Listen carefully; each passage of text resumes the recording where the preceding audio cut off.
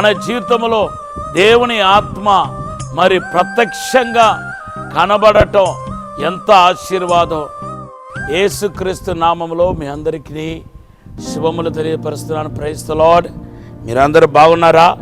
దేవుడి కృపను బట్టి అనుదినం మీరు బలపడాలని, అభిషేకించబడాలని, దేవుని సన్నిధిలో మీరు నానాటికి ఎదగాలని నేను దేవుని సన్నిధిలో ప్రార్థిస్తున్నాను.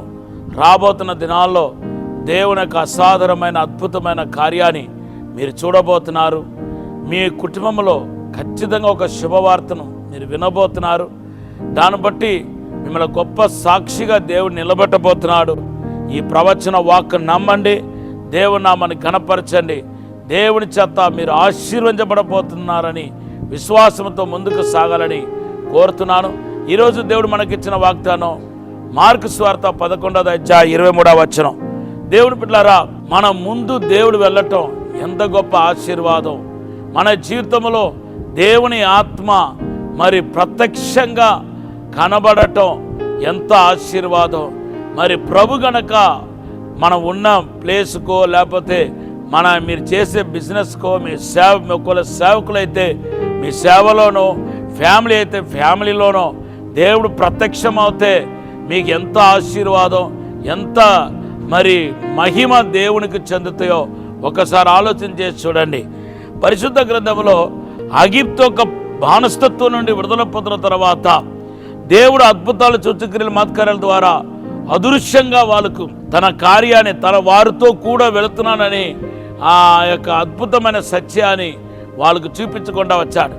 అయితే ఒకానొకప్పుడు బైబిల్ చెప్తుంది, మరి నిర్గమకాండం 13వ అధ్యాయం 21వ వచనంలో, అలాగే నిర్గమకాండం 13వ అధ్యాయం 21, 22వ వచనంలో, అలాగే నిర్గమకాండం 14:14లో దేవుని బిడ్డలారా, నేను మీకు మీ పక్షముగా యుద్ధం చేస్తానంటూ ఆ దేవుడు అగ్ని రూపంలో ప్రత్యక్షమైనట్టుగా మనకు కనబడుతుంది. పగటి వేళ మేఘ స్తంభంగాను, రాత్రి వేళ అగ్ని స్తంభంగాను దేవుడు ప్రత్యక్షమైనట్టుగా మనకు కనబడుతుంది. ఈ అగ్ని స్తంభం కనపడినప్పుడు ఆ స్తంభం నుండే దేవుడు మాట్లాడేవాడంట. సో అగ్ని స్తంభముగా దేవుడు మీకు ప్రత్యక్షమవుతే, లేకపోతే మేఘపు స్తంభంగా దేవుడు ప్రత్యక్షమవుతే దాని ఒక అర్థం ఏంటంటే దేవుని స్వరాన్ని మీరు వినబోతున్నారని అర్థం. దేవుని నామానికి స్తోత్రం.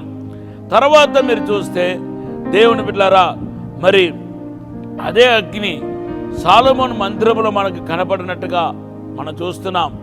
2వ దినవృత్తాంతం 5వ అధ్యాయం 12వ వచనం, యాజకులు 120 మంది కలిసి ప్రభును ఆరాధించినప్పుడు బలమైన అగ్ని దిగి రావటం వలన వాళ్ళు దేవునికి సేవ చేయలేకపోయారని మన పరిశుద్ధ గ్రంథంలో చూస్తున్నాం. దేవునామానికి స్తోత్రం. హల్లెలూయా.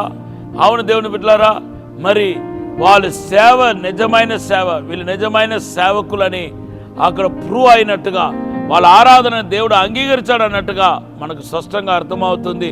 దేవుడి ఆత్మ అగ్ని రూపంలో దిగి రావటానికి రెండో కారణం ఏంటంటే మనము అంగీకరించబడ్డాం, మన ఆరాధన అంగీకరించబడ్డాయి, మనము అంగీకరించబడ్డాం అనే దానికి ఒక రుచి అన్నమాట. మూడవదిగా దేవుడు మనం చూస్తే మరి అపోస్తల కార్య 2వ అధ్యాయం 1-4 వచనంలో మరలా అగ్ని నాలుక వలె అపోస్తలు మేడగది మీద ఉన్నప్పుడు దేవుడు దిగి వచ్చినట్టుగా మనం చూస్తున్నాం. అది దేన్ని చూపిస్తుందంటే దేవుని బిడ్డలారా, వారు కొత్త నిబంధన నూతనత్వంలోనికి ప్రవేశించినట్టుగా మనకు తెలియపరుస్తుంది. ఈరోజు కూడా దేవుడు మన నూతనత్వంలో ప్రవేశించబోతున్నాడు. దానికి గుర్తుగానే దేవుడు ఈరోజు అగ్నిగా మీకు ప్రత్యక్షం కాబోతున్నాడు. అవును దేవుని బిడ్డలారా, అగ్నిగా ప్రత్యక్షం అవుతే ఇంకొక విషయం కూడా మనం మాట్లాడుకోవాలి.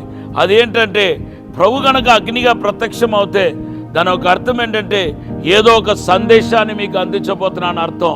ముళ్ళు పొదల దేవుడు అగ్నిగానే ప్రత్యక్షమయ్యాడు మోసేకి. నిర్గమకాండం 3వ అధ్యాయం 1-4 వచనంలో అప్పుడు ఒక సందేశాన్ని తీసుకుని వచ్చాడు. ఐగుప్తు నుండి ప్రజలు తన ప్రజలు విడుదల చేయబోతున్నట్టుగా, దానికి మోసేను వాడుకోబోతున్నట్టుగా దేవుడు ఒక సందేశాన్ని తీసుకొచ్చాడు. కాబట్టి అగ్నిగా ప్రత్యక్షం అవుతే మనకు ఏదో ఒక సందేశం మనకు అందించబడబోతుందని అర్థం. కనుక ఈరోజు దేవుడు పగటి వేళ మేఘ స్తంభంగాను, రాత్రి వేళ అగ్ని స్తంభంగాను మీకు ప్రత్యక్షంగాక, మీ కుటుంబం దీవించబడినగాక. ఒక చిన్న ప్రార్థన చేస్తాను. పరిశుద్ధము నమ్మకమైన పరలోక తండ్రి, నీకు వందనాలు, స్తోత్రాలు ప్రభా.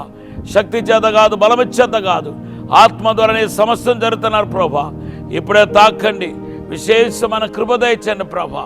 నీ వెలుగుతో మహిమతో నింపండి ప్రభా, అభిషేకముతో నింపండి ప్రభా, నీ ప్రసన్నముతో నింపుమని తాక్కుమని యేసు నామములో అడిగి వేడుకుంటున్నాము తండ్రి. Amen. Have a blessed day. God bless you.